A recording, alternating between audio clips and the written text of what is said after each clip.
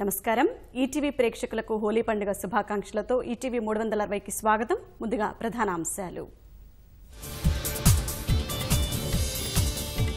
జగన్ వస్తే రౌడీ రాజ్యం, తెలంగాణ పెత్తనం, మరణ శాసనం రాసుకోవద్దని సీఎం సూచన. విభజన వాటా ఎగ్గొట్టేందుకే జగన్ కు కేసీఆర్ మద్దతు, ప్రజలు ఆదరిస్తే పట్టుపట్టి వసూలు చేస్తానన్న బాబు. నేడు ప్రజల ముందుకు తెలుగుదేశం మేనిఫెస్టో, పింఛను అర్హత వయసు తగ్గింపు హామీ ఇచ్చే అవకాశం. ఇవాళ రేపు పోటెత్తనున్న నామినేషన్లు, ముహూర్త బలాన్ని నమ్ముకున్న అభ్యర్థులు.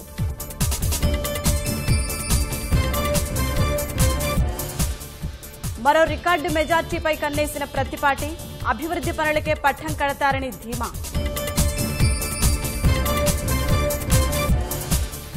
వివేకా కేసులో ఆర్థిక వివాదాల చుట్టూ దర్యాప్తు, అనుమానితుల బ్యాంకు ఖాతాల పరిశీలన.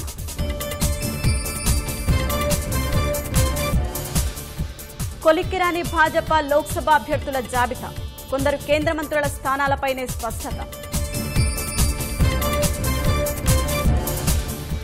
కశ్మీర్లో సహచరులపై సీఆర్పీఎఫ్ జవాను ఘాతుకం, ముగ్గురిని కాల్చి చంపి తాను ఆత్మహత్యాయత్నం.